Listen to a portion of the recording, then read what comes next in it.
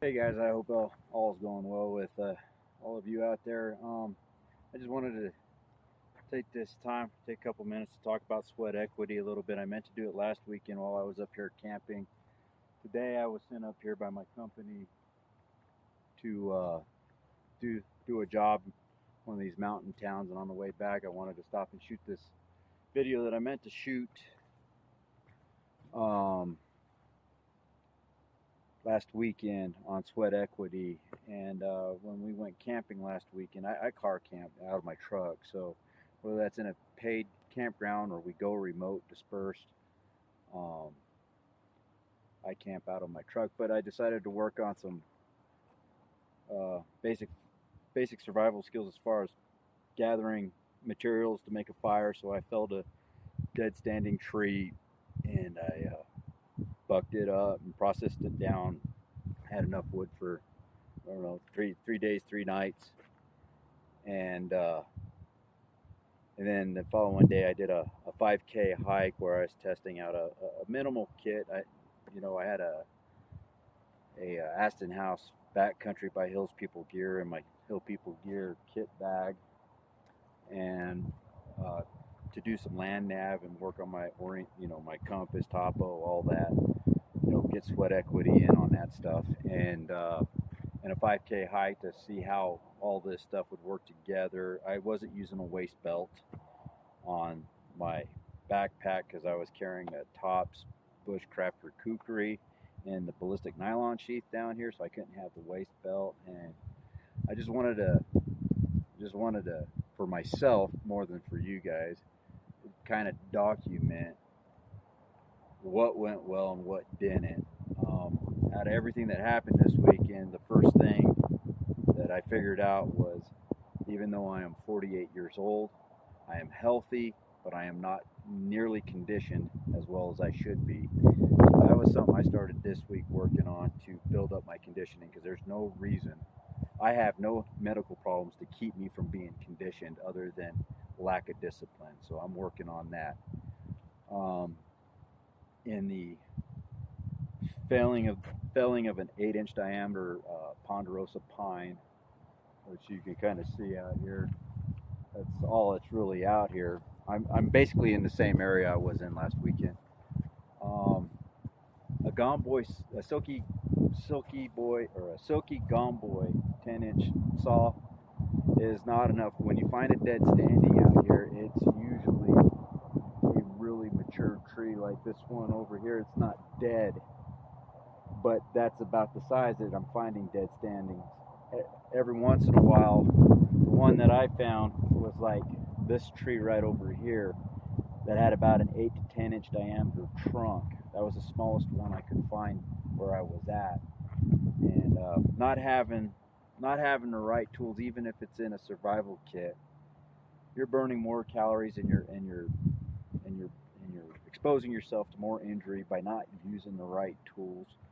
The bushcraft kukri that I got from Tops, I'm only using that knife through the calendar year 2022 to see how I like it. I'm leaving my favorite fixed blade knife at home because I know I would just go right back to it if it was available to me. So I'm leaving that at home this year. But not having the right tools, and on the kukri, I'm going to still be using it this year. But when they say one tool option, it's usually, well, it's better than nothing. If I can only go out with one tool, this would be the tool, and it's better than nothing, which means, when translated, it means there is something better out there that you can use.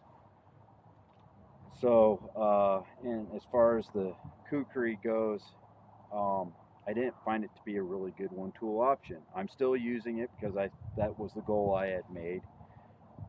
As a one tool option, it would be really good for a boyer, somebody who goes out and makes self bows out of the wild, and they're going to go chop down a small osage or a white pine or something like that. And it's an excellent draw knife, but for a on your belt wilderness survival tool, it's too heavy to be on your belt. It's better off in your backpack. And to be honest with you, I think a 4-inch small fixed blade with a multi tool and what I'm exploring is a camp axe.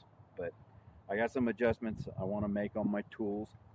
And after a 5K hike and running into a black bear on Friday, there are adjustments I need to make to my kit, such as I need a waist belt on it. I can't do it with, it's just too hard on my shoulders without having a waist belt to be able to move that weight from my waist to my shoulders to my waist as I'm doing longer hikes to take some of the pressure off of sore spots. And what I mean by sore spots, I don't mean where it's rubbing and irritating my skin. I mean where my muscles are getting sore, being able to relieve that. Um, and whatnot. So I guess the basis of this video, the story that I meant to shoot, and I'll put my bee footage on here from last weekend. The point is you can buy all the gear that you want from your favorite YouTuber, ABC YouTuber, XYZ YouTuber. And if you don't go out and put the sweat equity into it to see how it works for you, when you need to use it, you're going to fail.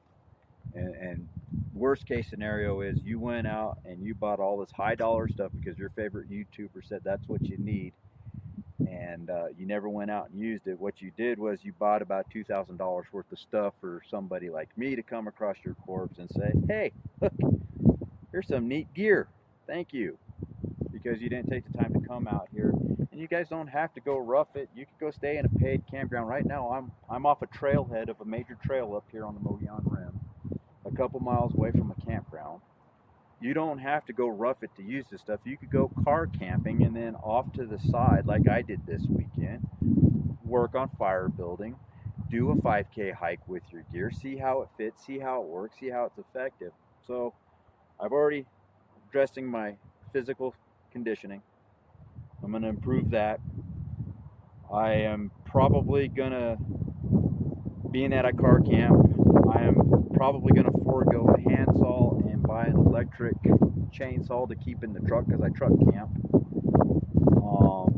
And I'm playing with the idea. I'm researching right now a pack axe from Council Tools, a woodcraft one with about a 19-inch handle, small, thin bit on it, so it's not gonna be a great wood splitting tool, but it'll be great at everything else. You can chop and you can wood split, but it isn't designed for that. But you can be able to do other tasks with it to kind of replace the kukri and the silky saw, and then it's just that, my fixed blade and my multi-tool. So, and it's all trial and error. You go out, you get it, you try it, it doesn't work out, you make your adjustments, you try it again, and I'll be up here in 2 weeks to try out those adjustments because I'm also buy a new tent, and I'm going to stay at a paid campground right down the road from here, and I'm going to come to this trailhead, and I'm going to do this trail that you see right here, or maybe another one down the road. But there's all kinds of trails around here that I can put sweat equity into, and that's what it's about, guys. If nothing else you get out of this, just go out there and spend an afternoon with your gear. Otherwise, there's no point in having it. If you like what I'm doing here, hit subscribe, hit like, share, all that fancy stuff. I'm not going to bore you with all that. I'm not going to beg you to do it, but pretty vanilla video, I know, but I don't like doing videos at my kitchen table, and I was up here anyway, so I took the 10 minutes to do it. So anyways, have a good day, guys. I'll see you on the next one. See ya.